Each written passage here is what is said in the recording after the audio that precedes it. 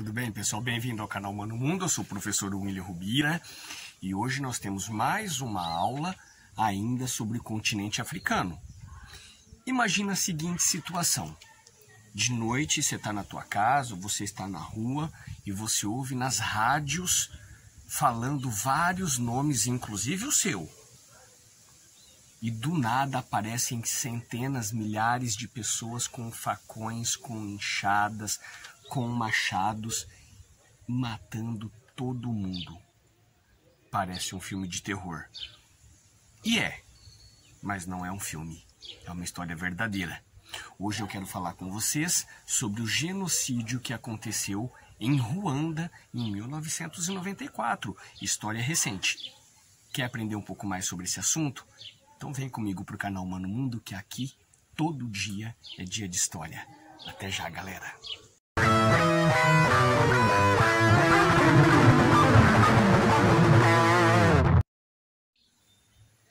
Então vamos lá, galera. Vamos falar um pouco sobre Ruanda, então. Eu vou pedir para vocês que desconsiderem alguns barulhos. Hoje é dia 1º de janeiro. Tá acontecendo algumas festas na vizinhança. E o professor William trabalhando. Mas enfim, deixa eu falar sobre Ruanda com vocês, tá bom?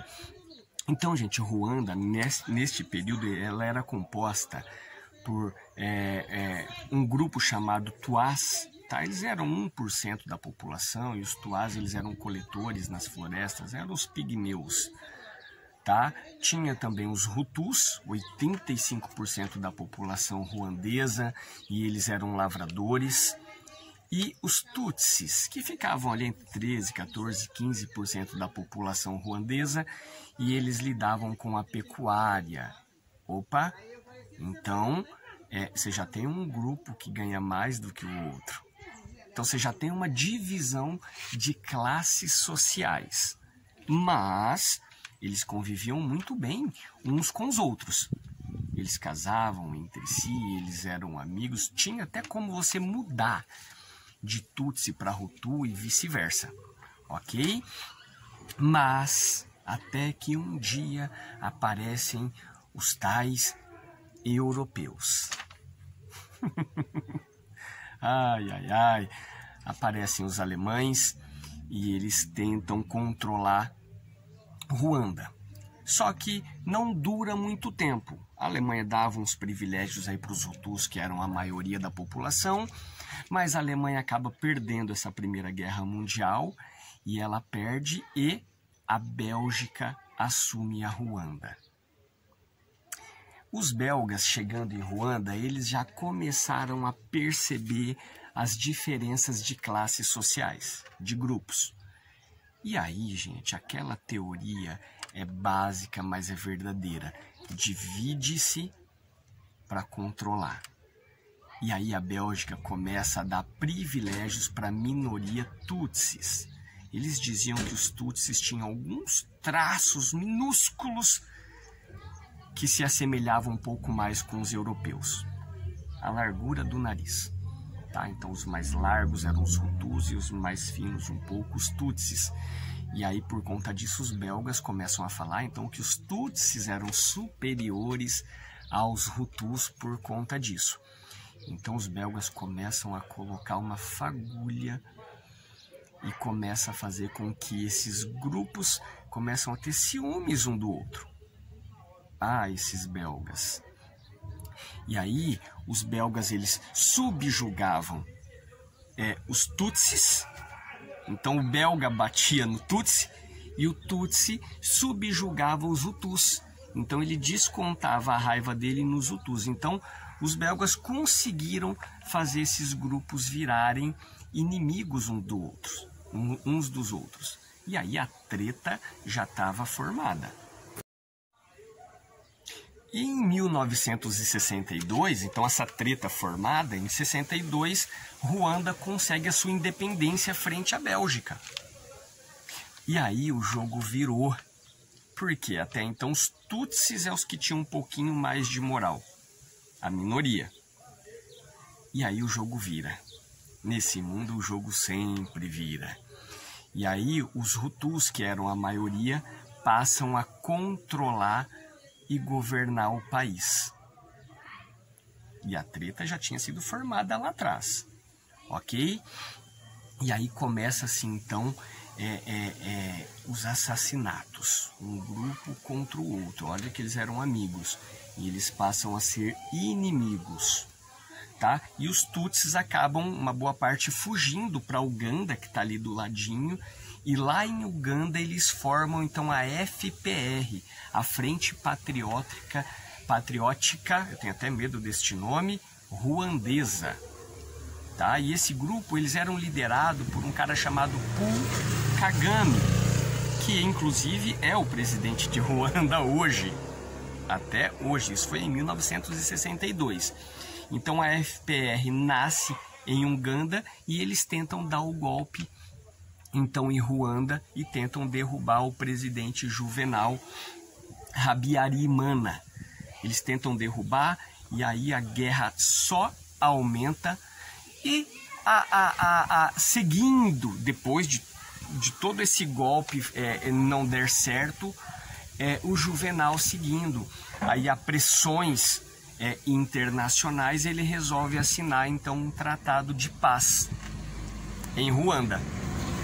Gente, o Juvenal é Hutu, ok? E ele assina esse tratado lá na Tanzânia. E os Hutus ficaram loucos da vida porque o seu presidente assinou um acordo de paz com os inimigos. Então os Hutus ficaram furiosos com o seu próprio presidente. Na volta da Tanzânia, esse avião misteriosamente é abatido por um míssil. Até hoje ninguém assumiu e não foi posto a culpa oficialmente em ninguém. Os Hutus, que já estavam preparando esse genocídio, colocaram a culpa nos Tutsis. Os Tutsis puseram a culpa nos Hutus para terem uma desculpa, porque o seu presidente Hutu assinou o tratado de paz com eles. E aí, então, na mesma noite, começa esse genocídio que eu comecei falando para vocês. As listas com os nomes dos inimigos políticos eram divulgadas pela rádio. Então, nos alto-falantes, os nomes eram ditos e aí as pessoas começam a sair da sua casa com machados, com foices, com facas, e aí eles começam a matar todos os Tutsis que eles viam pelo caminho. Gente, foi um filme de terror, do nível de Sexta-feira 13, Fred Krueger. Então eram os machados comendo solto. Crianças, velhos, mulheres, quem fosse encontrado pela frente era assassinado. Tá? Só para vocês terem uma ideia, falar um número aqui, só para vocês terem uma ideia, a população Tutsi nessa época era estimada em 1.250.000 Tutsis em Ruanda. Só para vocês terem uma ideia, o número de mortos chega a 1 milhão de mortos em apenas 100 dias. Eu vou colocar algumas fotos para vocês aqui, são fotos extremamente pesadas, honestamente eu nem gosto de postar esse tipo de fotos aqui, porque realmente é muito pesado essas imagens. Ok? Mas para que a gente possa realmente ter consciência do que aconteceu, e a história serve para isso, gente, é conhecer o passado para tentar ter um futuro melhor do que o que a gente teve já, ok? E maridos Hutus matavam mulheres, as suas esposas Tutsis, para proteger os filhos. Isso aconteceu, gente, isso aconteceu. É realmente um horror. 100 dias desse nível. Só que aí vem a FPR, a Força Patriótica Ruandesa, ela vem para cima e acaba vencendo essa guerra. Ok? Ela vence essa guerra e assume o poder em Ruanda. E em 2003 teve eleições para presidente e o Paul Kagame ganhou essa eleição assim, estourado, não tinha como. Em 2010 teve outra eleição e ele teve 93% de aprovação, o que inclusive levantou suspeitas, 93%, né? Então, de que há a fraude nas eleições em Ruanda. Depois que o Paul Kagame ele assume então a presidência, 2 milhões de Hutus foram julgados em Ruanda. Tá? Foi até formado, como era muita gente, foi até formado um tribunal que eram formados por pessoas comuns nos vilarejos, tá? E era chamado de Gakaka. Tá? Esses tribunais eles foram até muito condenados porque eram pessoas que não sabiam nada de direito. Ok? Então 2 milhões de pessoas foram julgadas. 30% dessas pessoas que foram julgadas foram absolvidas, ok? 10% dessas pessoas pegaram prisão perpétua e 60% pegaram entre 5 e 25 anos de prisão. Tá? Isso ao longo dos anos, tá bom? Não foi da noite para o dia, mas milhares de pessoas presas. Mas ainda um pouquinho sobre o genocídio, tá? Ainda um pouquinho sobre o genocídio. Porque vocês devem estar se perguntando, nossa, mas tudo isso aconteceu, ninguém fez nada? Não. A resposta nua e crua, não. A ONU e a Bélgica, eles tinham forças de segurança, mas não fizeram nada. Absolutamente nada. Tá? Inclusive, depois que 10 soldados belgas foram mortos, aí a Bélgica e a ONU pegam sua malinha e vazam, saem fora, deixa Ruanda naquela matança horrorosa.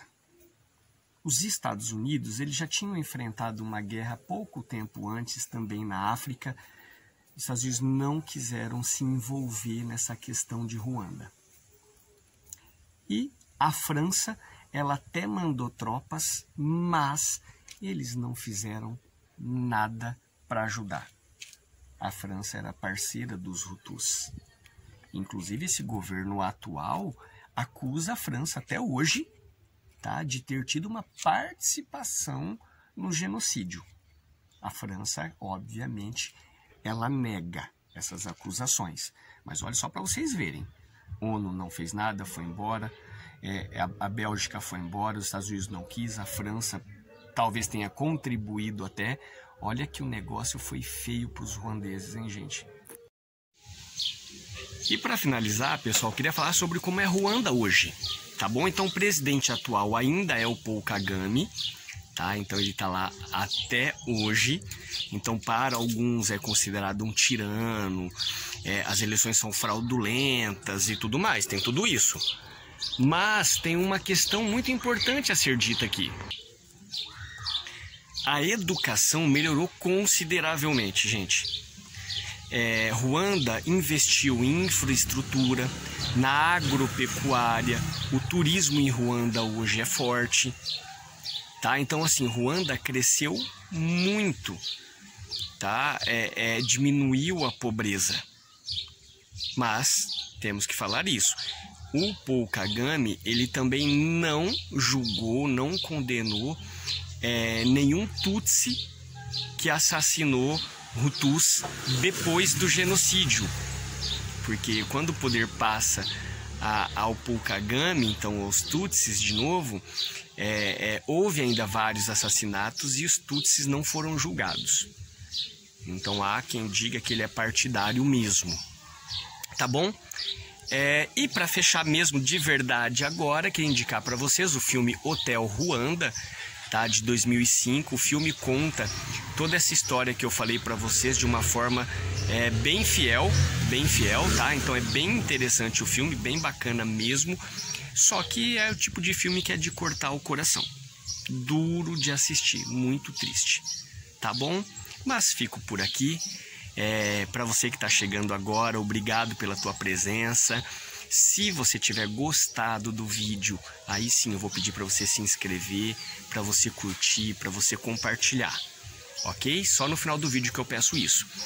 E para quem já é do canal Humano Mundo fiel aqui com a gente, peço que continue nos assistindo, compartilhando e dando a força que vocês sempre deram para mim. Tá bom, galera? Então vou ficando por aqui, espero que vocês tenham gostado. Não se esqueçam, gente, todo dia é dia de história aqui no canal Humano Mundo. Beleza? Logo mais teremos outras aulas continente africano. Um beijo no coração de todos vocês, galera. Humano Mundo. Até mais. Tchau, tchau.